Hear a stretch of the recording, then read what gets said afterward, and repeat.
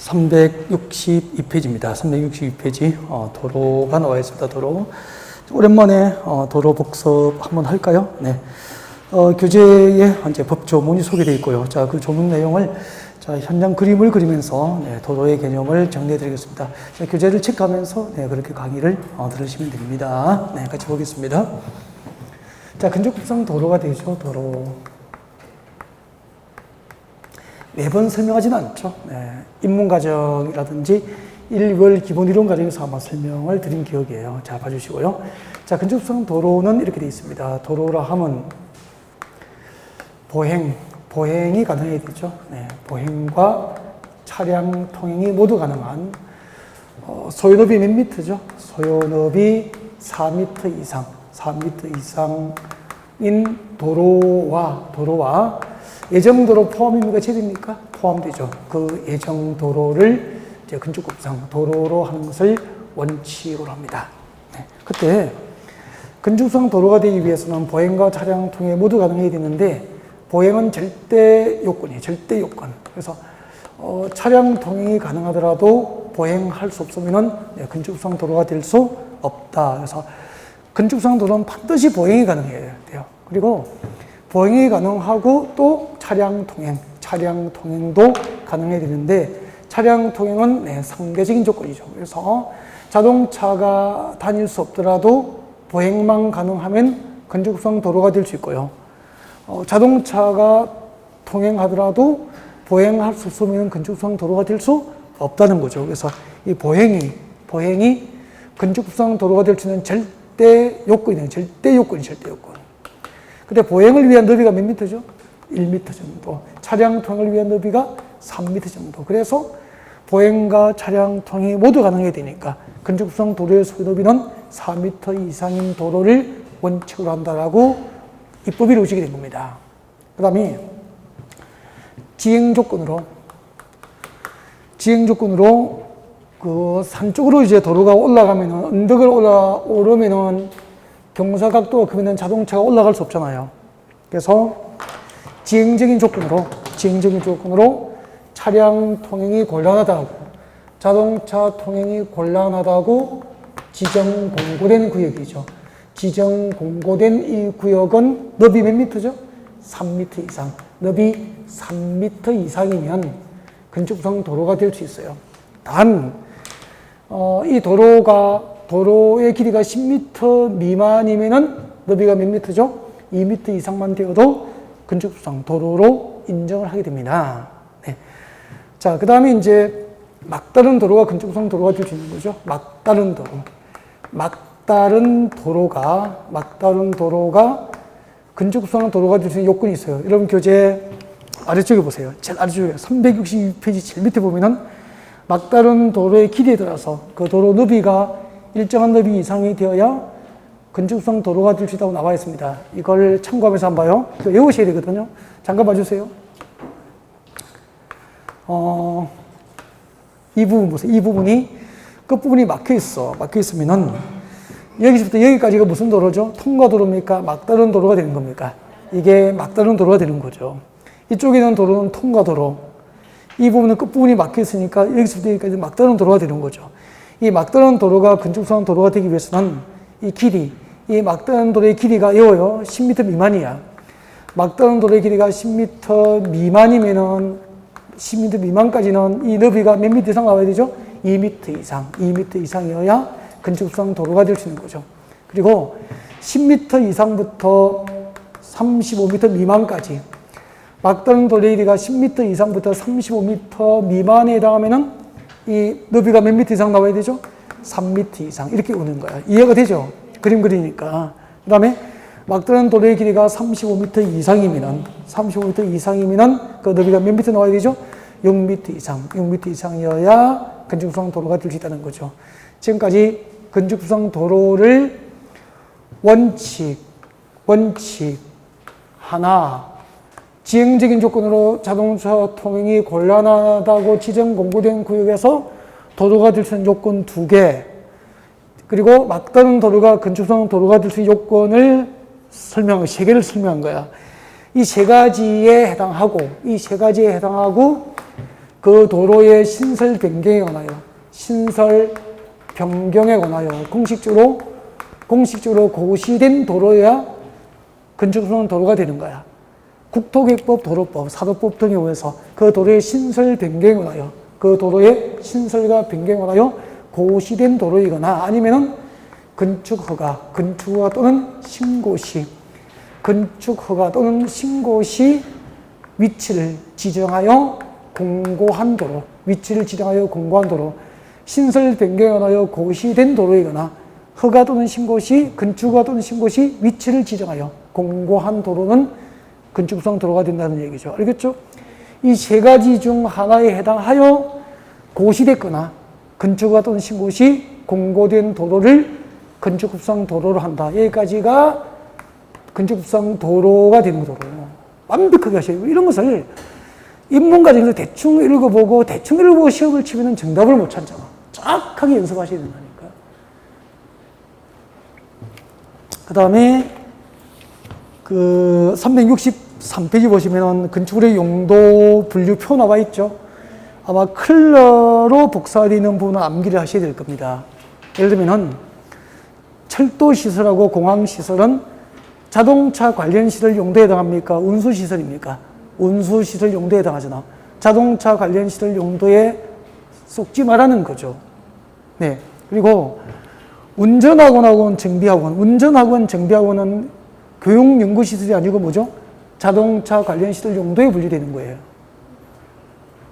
알겠죠? 학원이라고 교육연구시설로 넣으면 틀리게 되는 거잖아요. 실수하지 말라는 거죠. 그 다음에 저 밑에, 관광휴게실대로 오세요. 제일 밑에, 저 밑에.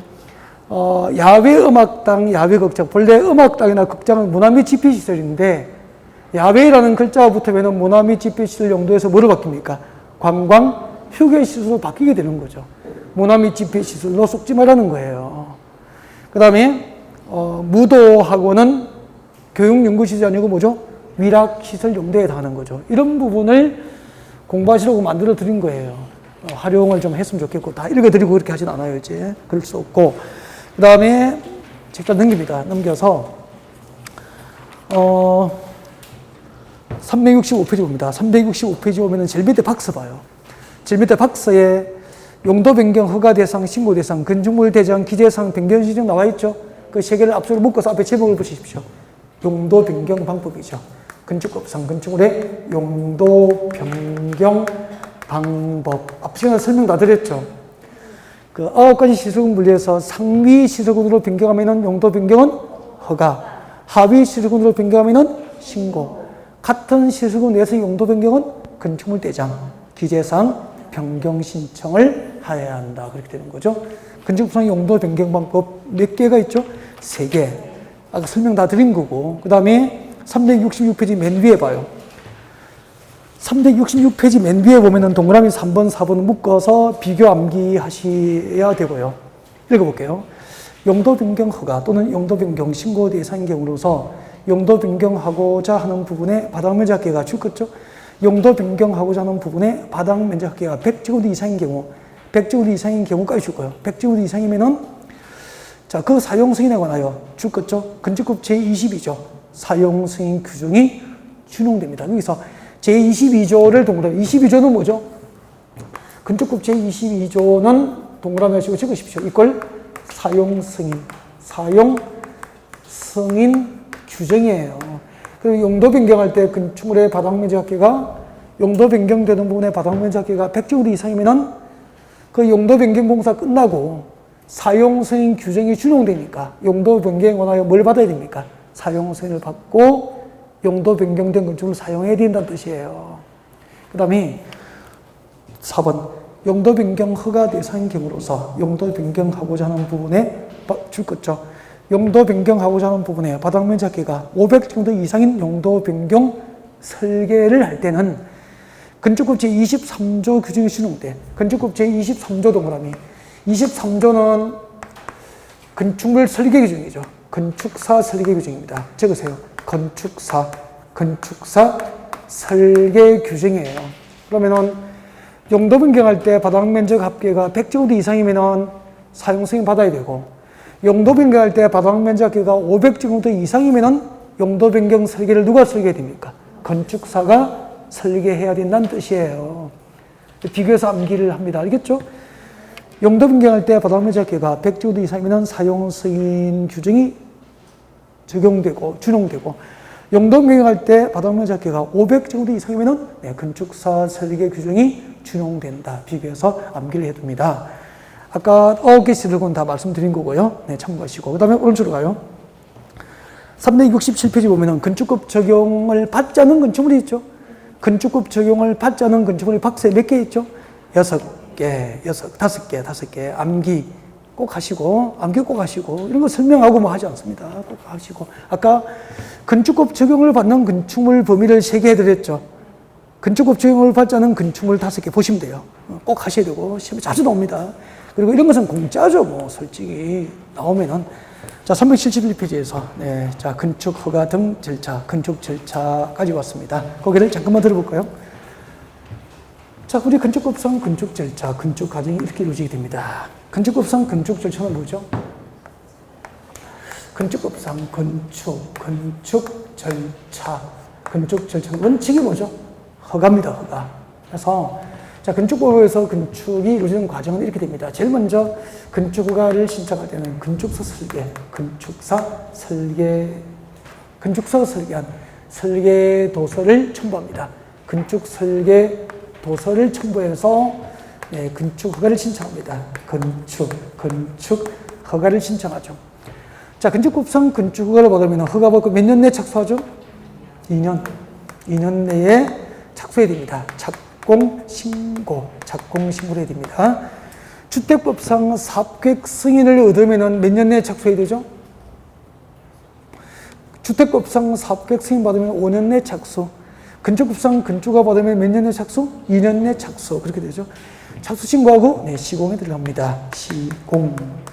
시공이 끝나면은 준공사를 받게 됩니다. 그 준공사를 뭐라고 하죠? 사용 승인. 주택법은 사용검사, 건축법은 사용승인, 그렇게 하죠. 자, 이 건축법상 건축 절차와 관련된 내용들을 지금 이제 수험 준비하는 거죠. 자, 건축 허가에 관련된 내용들이 지금부터 쭉 나올 거예요. 예를 들면 이런 내용들입니다. 허가권자, 건축허가권자, 그리고 사전결정, 사전 승인, 그리고 허가 제한, 허가 거부, 허가 취소, 이렇게 쭉 나갈 거예요. 자, 이런 내용들을 중심으로 지금 이제 수험 준비를 하게 됩니다. 자, 먼저 편집이 사전 결정이 먼저 나와 있죠? 네, 사전 결정 371페이지 사전 결정입니다. 자, 사전 결정을 잠깐 설명 듣고 교재 같이 체크할까요? 네, 앞에 와주세요. 건축법상 사전 결정. 이걸 책 보지 않고 말씀을 할 수 있어야 됩니다. 네, 사전 결정이 뭔지. 사전 결정.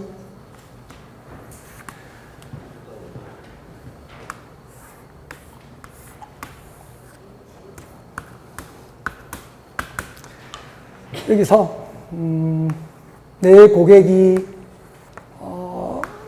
원하는 건축이 건축법에 의해서 해당 대지에서 내 고객이 원하는 건축물의 건축이 가능한지, 허가될 수 있는 건축 입지, 허가될 수 있는 건축물의 규모, 허가될 수 있는 건축물의 용도 등을 미리 건축허가를 신청하기 전에 미리 허가권자가 결정해달라고 신청할 수 있는 제도를 사전 결정이라고 그래요. 건축법과 기타 건축관계 법령에 의해서 허가될 수 있는 건축 입지, 규모, 용도 등을 미리 허가권자가 결정해 줄 것을 건축허가 신청 전 허가 여부를 미리 결정해 달라고 신청하는 제도를 뭐라고 합니까? 사전 결정 제도라고 합니다. 아까 조금 전에 방금 이렇게 말씀하시려고 했죠? 그렇죠. 네. 오케이. 이게 사전 결정이에요. 건축허가 신청 전에 허가 여부를 미리 결정해 달라고 허가권자에게 신청할 수 있는 거죠. 그러면은 평택에 땅 사기 전에, 매매 계약서에 도장 찍기 전에 내 고객이 원하는 건축이 가능한지 여부를 평택시에서 미리 결정해달라고 신청한 제도가 사전결정 제도죠. 괜찮죠? 누가 누구에게 신청할 수 있는지, 무엇을 동시에 신청할 수 있는지 사전결정 통지서를 받으면은 4가지 허가를 받은 것으로 의제 처리되잖아요. 그리고 사전결정 통지 효력이 법적으로 언제 실효되는지를 준비하시면 돼요. 교재 보시면 되죠. 사전결정 신청은 누가 하죠? 건축주가 허가권자에게 합니다. 죄송합니다. 줄 것이십시오. 건축 허가 대상 건축물을 건축하는 자 밑줄 거예요. 그래서 건축 허가가 핵심. 밑에 적으십시오. 누구죠? 사전결정 신청자. 사전결정 신청자죠. 건축법상 사전결정은 누가 신청합니까? 허가 대상 건축물을 건축하고자 하는 자가 허가권자를 대상으로 사전결정을 신청할 수 있어요. 무엇을 미리 결정해 달라고 하죠? 동그라미 1번부터 3번을 외울 필요는 없죠. 건축법이나 내 고객이 원하는 대지에 건축법이나 관계 법령에 의해서 내 고객이 원하는 건축이 허용되는지 여부를 미리 결정해 달라고 신청하는 제도라고. 이게 사전결정이라고 합니다. 누가 신청하죠? 허가 대상 건축물을 건축하고자 하는 자만 사전결정 신청을 할 수 있어요. 그러면은 신고 대상 건축물을 건축하고자 하는 자는 사전결정 신청자가 될 수 있어? 없죠. 허가 대상 건축물을 건축하고자 하는 자만 사전결정 신청이 가능하게 됩니다. 꼭 기억하셨으면 좋겠고요. 그 다음에 사전결정 신청할 때 동시에 2가지를 신청하죠. 외워야 되는데 건축위원회 심의상하고 환경이 아니고 뭐죠? 교통 영향평가서 검토를 동시에 신청할 수 있어요. 사전결정 신청할 때는 건축위원회 심의사항과 교통영향평가에 관한 사항을, 교통영향평가 검토에 관한 사항을 동시에 신청할 수 있게 됩니다. 그 다음에 사전결정 통지를 이제 허가권자가 해주겠죠. 그렇게 해서 사전결정 통지를 받으면은 4가지 허가를 받은 것으로 의제가 됩니다. 그 의제사항 4개는 암기를 해야 됩니다. 사전결정 통지로 허가 등기 성수로 의제되는 사항, 의제 사항이 몇 개죠? 4개를 외워야 됩니다. 첫 번째, 잠깐만요. 여기서 이제 집 지으려면 농지를 대지로 바꿔야 되잖아. 사전결정 통지서 받으면 농지를 전용할 때, 대지를 바꿀 때 농지 전용 허가를 받은 것으로 의제되는 거 맞죠? 그 다음에 산지를 대지로 바꾸려면 뭐 해야 되죠? 산지 전용이 필요하죠. 산지 전용 허가를 받은 것으로 의제가 됩니다. 그 다음에 이 땅을 대지로 조성하려면 잠깐만 이렇게 밀어야 되잖아요. 절토하고 성토해서 평평에 오른 정지 작업을 통해서 대지가 조성되잖아요.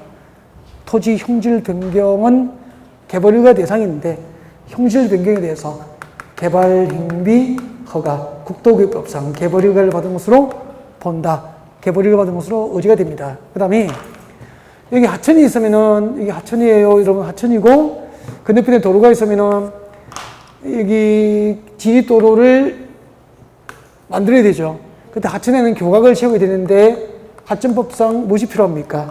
하천 점용 허가가 필요하죠. 근데 사전결정 통지를 받은 건축주는 4번째, 하천법상 하천 점용 허가를 받은 것으로 보나 4가지입니다. 농지 전용 허가, 산지 전용 허가, 개발행위 허가, 하천법상 하천 점용 허가를 받은 것으로 본다. 단, 이 4가지 허가 신고가 있어서 의제가 되지만 그 밑에 보면 실효가 나와 있을 거예요. 사전결정 통지서 받고 몇 년 동안? 2년 내에 착공 신고를 해야 됩니까? 건축허가 신청입니까? 건축허가 신청이 없으면은 2년 내에 건축허가 신청이 없으면은 사전결정 통지의 이 법적 효력은 그대로 살아있습니까? 실효돼 버립니까? 실효가 돼 버려요. 그래서 사전결정 통지서를 받으면 2년 내에 건축허가 신청이 있어야 된다고 기억하셔야 됩니다. 근데 이거 시험을 사전결정 통지를 받고 2년 내에 착수 신고를 하지 않는 경우에는 사전결정의 효력이 실효된다. O 믿겠습니까? X. 2년 내에 착수 신고입니까? 건축허가 신청입니까? 건축허가 신청이니까 2년 보고 대개 정답 찍어버린 거죠. 실수를 한 거죠. 네. 설명 다 드린 거잖아요. 단 조심해야 될 게 있어요. 이 산지 전용허가는 산지 전용허가 뒤에 보면은 산지 전용 허가 중에서 보전 산지, 그 산지가 보전 산지에 해당하면은 어디에서 허용합니까? 도시지역에서만 산지 전용 허가를 받은 것으로 의제 처리해 주는 거야. 그러면은 도시지역 밖에서는 네, 보전 산지인 경우에는 산지 전용 허가를 받은 것으로 의제되지 않는 거예요. 이게 정답을 결정한 적도 있어요. 상당히 까다롭게 가로 부분까지 챙겨서 출제가 됐다는 거죠. 네, 이런 부분은 나중에 기출문제 연습을 통해서 한 번 더 확인을 할지도 그렇게 하셨으면 좋겠습니다. 네. 지금까지 네, 사전결정 제도였습니다. 그 다음에 공사현장 안전관리 예치금. 작년에 이제 재작년에 시험이 나왔었죠. 공사현장 안전관리 예치금. 네. 안전관리 예치금을 동그라미 해요. 제목에. 안전관리 예치금을 제목에 동그라미 하세요. 그 안전관리 예치금이 무엇인지 잠깐 설명 듣고 교재에 2개만 비출 거면 돼요. 고개를 들어주십시오. 안전관리 예치금. 여기 봐주시고요. 우리 평택역 앞에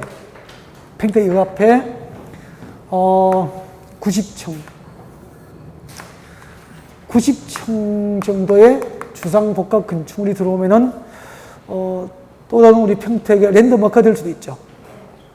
평택이 자랑이 될 수도 있고. 근데 90층 공사 건축물 중에서 50층 정도까지 구조물 공사 끝난 상태예요. 구조물 공사 끝난 상태에서 시공사가 파산하고 대표가 해외로 도피한 거죠. 그러면은 평택의 자랑입니까? 흉물입니까? 흉물이 되겠죠. 그러면은 이런 공사 현장이 장기간 방치되면은 그 도시 미관을 해치게 되잖아요. 경관을 해치게 되고. 그 다음에 또 공사 현장이 방치되면은 뭐 자재가 날아다니고 웅덩이에 빗물이 고이고하면은 또 안전사고도 일어날 수 있잖아. 그러면은 그 파산하고 해외 도피한 그 시공사를 대신해서 누군가가 최소한의 미관 개선을 위한 조치를 하고 안전한 관리를 위해서 필요한 돈이 필요하겠죠. 그걸 파산하고 도피한 건축주에게 받을 수는 없는 거잖아요. 이걸 대비해서 연면적이 1,000제곱미터 이상인 대규모 건축물을 건축하고자 허가받는 건축주에게 건축공사비의 1% 범위 안에서 공사 현장이 장기간 방치될 것에 대비해서 미관 개선을 위한 비용이나 안전한 관리를 위한 최소한의 비용을 미리 예치시키는 제도가 있어. 이것을 안전관리 예치금 제도라고 그래요. 공사 현장이 장기간 방치될 것에 대비해서 안전한 관리나 미관 개선을 위한 조치를 목적으로 건축공사비의 몇 %? 1% 범위 안에서 연면적이 1,000제곱 이상인 건축물을 건축하고자 하는 건축주로부터 안전관리 예치금을 예치하도록 한다. 시험이 2개마다 외우면 되죠. 연면적 얼마? 1,000제곱 이상. 공사비의 얼마? 1%. 이거만 기억하시면 돼요. 그게 시험 나온 거고. 그래서 거기 보세요. 그림 안에 보세요. 박스 안에 371페이지 박스 안에 보면은 자, 어떤 건축주죠? 연면적이 얼마죠? 1,000제곱 이상인 대규모 건축물을 건축하는 건축주로 하여금 건축공사가 중단되어서 장기간 현장이 방치됐을 때 안전한 관리나 미관 개선을 위한 조치 비용으로 안전관리 예치금을 예치하게 합니다. 그때 안전관리 예치금은 공사비의 몇 %입니까? 1% 동그라미에 두면 되는 거죠. 자, 책자를 넘깁니다. 넘겨서 줄 것이십시오. 안전관리 예치금 예치 대상 건축물은 줄 밑줄 긋죠. 연면적 1,000제곱 이상인 건축물로서 연면적 1,000제곱 이상인 건축물 중 자치단체의 조례로 정한 건축물이 예치 대상이 됩니다. 그리고 4번의 예치 금액은 착공 신고를 하는 건축주가 건축공사비 몇 %죠? 1% 범위 안에서 예치를 하게 합니다. 그게 줄거두면 됩니다. 그 다음에 373페이지입니다. 373페이지 오셔서 제일 밑에 봅니다. 건축 허가 나와 있습니까? 별표 2개 하시고요. 자, 건축물을 건축 동그라미. 건축은 몇 가지 행위가 있죠? 5가지. 신축, 청축, 개축, 재축, 이전. 5가지 건축. 그리고 대수선 행위 동그라미 몇 개가 있죠? 9개. 5개의 건축 행위나 9개의 대수선 행위를 할 때는 미칠 것이십시오. 특시, 특도, 시당, 군수구청장의 허가 동그라미. 허가를 받아야 되니까. 건축급상 건축가, 대수선 절차는 원칙이 뭐죠? 허가가 되는 원칙. 그리고 특시, 특도, 시당, 군수구청장은 허가권자가 되는 거죠. 그래서 책자를 넘기면은 허가권자 나와 있습니까? 발표하시고 암기를 완벽하게 하셔야 됩니다. 허가권자. 지금 같이 할까요? 네, 교재에 필기되어 있으니까 우리 같이 한번 연습하면서 진행하겠습니다. 봐주세요. 건축법상 건축허가권자입니다. 이렇게 할 때마다 열심히 하시면 되죠.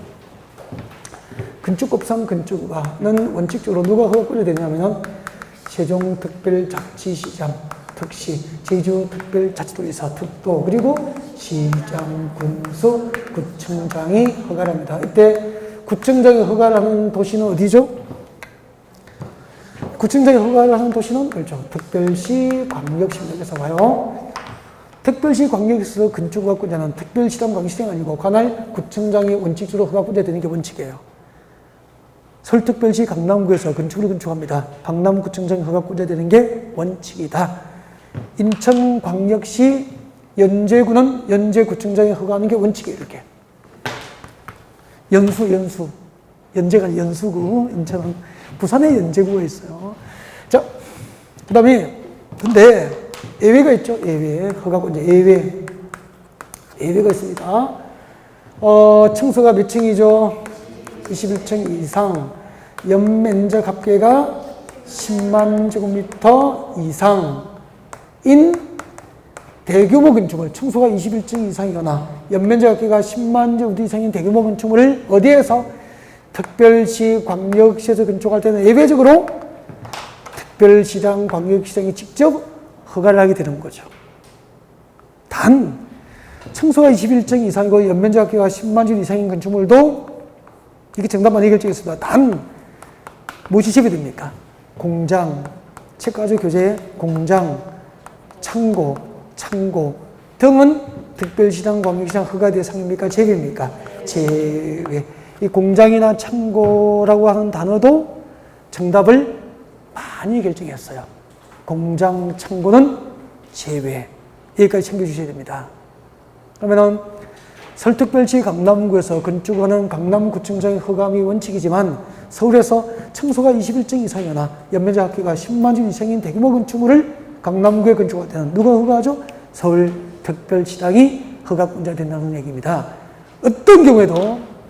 어떤 경우에도 제주특별자치도지사가 아닌 도지사가 건축 허가를 하는 경우는 있습니까? 없습니다. 제주특별자치도지사가 아닌 일반 도지사가 건축허가권자 될 수 없고요. 또 어떤 경우에도 국토교통부 장관도 건축법상 건축허가권자 될 수 없습니다. 경기도지사는 건축허가권이 있습니까? 없습니다. 경기도지사는 없어요. 제주특별자치도지사는 허가권이 있고 일반 도지사는 허가권이 없고 어떤 경우에도 국토부 장관도 건축허가권이 없다라고 보면 돼요. 나중에 그 도지사하고 국토교통부 장관은 허가권자가 허가를 못하게 제한할 수 있죠. 제한권자가 돼요, 나중에.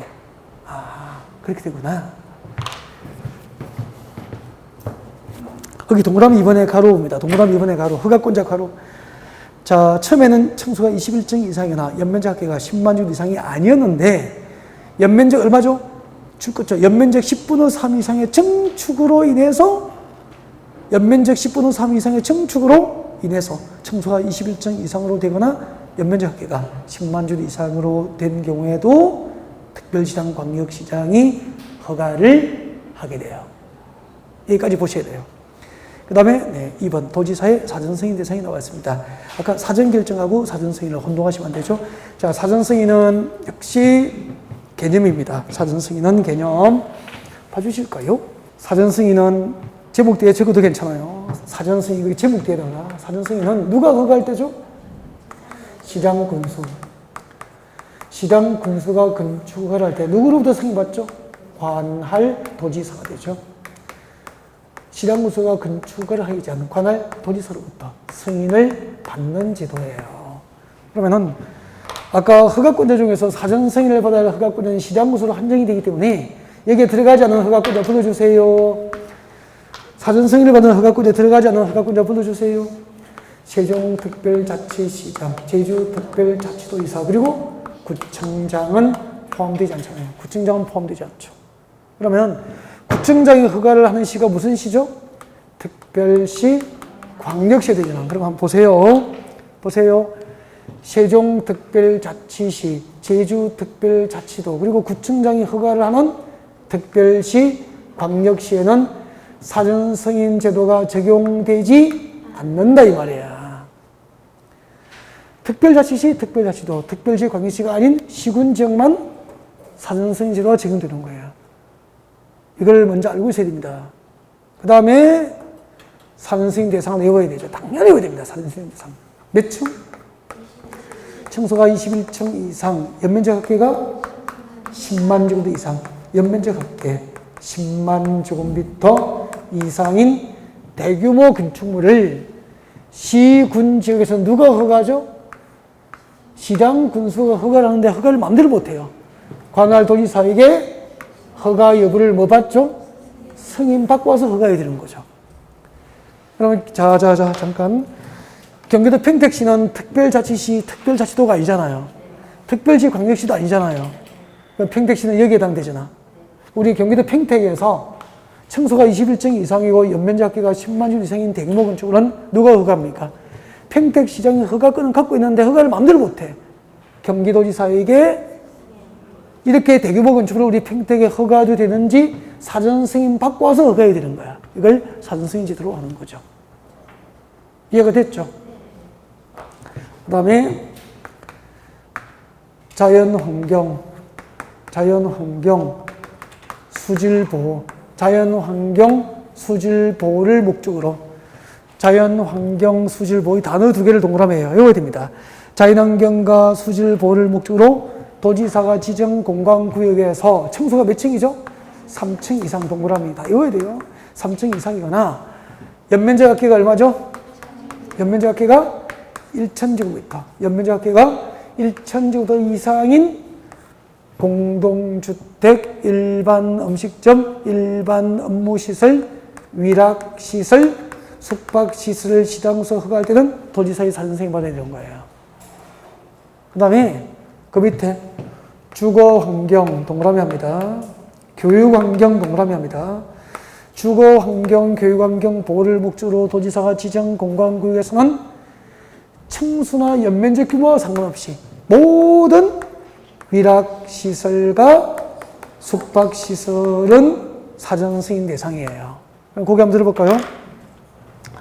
우리 법에서는 자연환경과 수질보호, 주거환경, 교육환경 중에서 무엇이 더 중요하다고 생각할까요? 주거환경, 교육환경 보호를 목적으로 지정 공고된 구역에서는 층수나 연면적 규모와 상관없이 모든 위락시설과 숙박시설은 사전승인 없이는 허가가 안 나요. 알겠죠? 근데 자연환경 수질 보호를 목적으로 도지사가 지정 공간구역은 층수가 3층 이상이거나 연면적 합계가 1,000제곱미터 이상인 위락시설과 숙박시설만 사전승인을 받도록 하는 거야. 그럼 여기는 모든 위락시설과 숙박시설이 사전승인 대상이 아니잖아요. 그러니까 자연환경 수질 보호보다는 주거환경, 교육환경을 더 중요하게 생각하는 거야. 그럼 시험 문제 이렇게 나왔다고요. 자연환경 보호를 목적으로 도지사가 지정 공간구역에서 층수가 2층이고 연면적 합계가 800제곱미터 된 숙박시설을 시장 군수가 허가할 때는 관할 도지사의 승인을 받아야 한다. O 믿겠습니까? X. 층수가 2층이고 연면적 합계가 800제곱미터 된 숙박시설은 사전승인 대상이 아니잖아. 수질보호나 자연환경 보호를 목적으로 지정 공고된 구역에서는. 근데 주거환경 보호를 목적으로 도지사가 지정 공간구역은 층수가 2층이고 연면적 합계가 800제곱미터인 숙박시설도 사전승인 없이는 허가를 할 수 없게 되는 거죠. 좀 구분을 하셔야 되겠죠. 그럼 1번은 누구나 외운다니까. 그래서 자연환경 수질보호는 층수가 3층 이상이거나 연면적 합계가 1층 이상만 위락시설과 숙박시설 사전승인 대상이고 주거환경, 교육환경 보호를 목적으로 도지사가 지정 공간구역은 모든 위락시설과 숙박시설이 사전승인 대상이 된다. 구분을 좀 하셨으면 좋겠습니다. 다음 오른쪽으로 옵니다. 오른쪽으로. 위락시설, 숙박시설에 불허가 처분이 나와 있습니다. 네, 뒤에다 적으십시오. 뒤에다가 부제목을 쓰십시오. 허가, 거부. 허가 신청했는데 허가해 줍니까? 불허가 처분할 수 있습니까? 불허가 처분, 허가를 거부한다 이 말이죠. 건축법상 건축허가를 거부할 수 있는 대상이 4개가 있어, 4개. 그래서 박산의 동그라미 1번, 2번을 묶어서 앞에다가 거부 대상.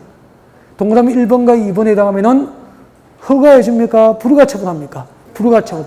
허가를 거부할 수 있는 거야. 동그라미입니다. 위락시설, 숙박시설. 위락시설, 숙박시설 용도에 해당하는 건축물로서 줄 것죠. 주관경, 교육환경에 부적합으로 인정되면은 건축허가 거부 대상이 돼요. 위락시설, 숙박시설, 위락시설, 나이트클럽, 위락시설, 숙박시설, 모텔, 호텔 이런 건물이 주관경과 교육환경에 부적합으로 인정되면은 건축위원회의 심의를 거쳐서 허가가 거부될 수 있는 거죠. 그 다음에 동그라미 이번에 방제지구 동그라미 방제지구 자연재해 위험 개선지구 동그라미예요. 방제지구나 자연재해 위험 개선지구 등 상습적으로 침수되거나 침수가 우려되는 지역에서 지하층 등 일부 공간을 주거용으로 사용하거나 거실로 설치하는 것이 부적합하다고 인정되면 허가는 거부될 수 있다 이 말이죠. 그럼 건축법상 건축허가 거부 대상은 몇 개죠? 4개. 위락시설, 숙박시설의 주관경, 교육환경에 적합하지 않거나 그리고 방제지구나 자연재해 위험 개선지구로 상습 침수 지역은 지하층 일부를 주거용도나 거실로 쓰기에 부적합할 경우에는 건축허가가 거부될 수 있다. 허가 거부 대상 4개를 딱 외우더라고. 그 다음에 4번 별표. 다 외워야죠. 미칠 거예요. 허가권자는 건축허가를 받은 자가 다음 중 한 개 들어가면 그 허가를 취소할 수 있습니까? 해야 합니까? 해야 한다. 그래서 건축허가는 임의 취소입니까? 필수적 취소입니까? 필수, 기속 취소됩니다. 그래서 1번부터 3번까지 묶어서 취소 사유. 건축허가 받고 2년 동그라미, 2년 내에 공사 착수를 하지 않으면 건축은 취소해야 합니다. 그리고 두 번째 줄에 줄 거죠. 동그라미 1번 두 번째 줄에 자 동그라미에요. 신설, 증설, 업종 변경 승인 동그라미. 신설, 증설, 업종 변경 승인을 받은 공장까지 줄 거예요. 신설, 증설, 업종 변경 승인을 받은 공장은 건축허가 받은 날로부터 몇 년? 3년 내에 공사 착수를 하지 않으면 취소해야 한다. 원칙은 몇 년? 2년. 신설, 증설, 업종 변경 승인을 받은 공장은 건축허가 받고 몇 년? 3년 내에 착수하지 않으면 취소 대상이 되는 거죠. 2개 외웠죠? 원칙은 허가받고 2년 내에 착수하지 않으면 취소 대상. 신설, 증설, 업종 변경 승인을 받은 공장은 3년 내에 착수하지 않으면 취소 대상. 그 다음에 위 착수 기간 내에 착수는 했는데 줄 것죠. 공사 완료가 불가능하다고 인정하는 건축물도 취소해야 됩니다. 3번 앞에 주의라고 적어요. 주의. 진짜 주의해야 됩니다. 여기 시험 내면 거의 80% 쏘가버립니다. 줄 것죠. 경매 또는 공매로 건축주가 대지의 소유권을 상실한 때 줄 거예요. 문제 되겠습니다. 경매 또는 공매 등으로 건축주가 대지의 소유권을 상실한 때에는 그 건축을 취소해야 한다. OX, X. 경매, 공매로 건축주가 대지의 소유권을 상실하더라도 몇 개월을 기다린다 그랬죠? 6개월을 기다려줘요. 6개월을 기다려주고 그때부터 6개월이 경과한 이후에도 착수가 불가능하다고 판단될 때만 취소 사유가 되는 거예요. 정말 3번은 조심해야 돼요. 3번. 눈 뜨고 당하는 부분이 이런 부분이거든요. 네. 그 다음에 대지의 소유권 확보입니다. 대지의 소유권 확보. 밑줄 긋죠? 건축허가를 받은 자는 해당 대지의 소유권을 확보해야 한다. 이게 원칙이죠. 건축허가를 받은 자는 해당 대지에 대한 소유권을 확보하고 허가 신청하는 게 원칙이에요. 다만 다음 중 한 개 당하면 그러하지 않다니까 다음 중 한 개 당하면은 대지의 소유권 확보 없이 건축허가 신청할 수 있죠. 대지의 소유권 확보 없이 건축허가를 신청할 수 있는 경우 자 1번, 2번을 꼭 해야 돼요. 1번, 2번을 꼭 하셔야 된다고. 1번 대지의 소유권을 확보하지 못했지만 줄 것죠. 대지에 관하여 뭘 확보했죠? 사용권을 확보하면은 소유권 확보 없이 건축허가 신청이 가능해요.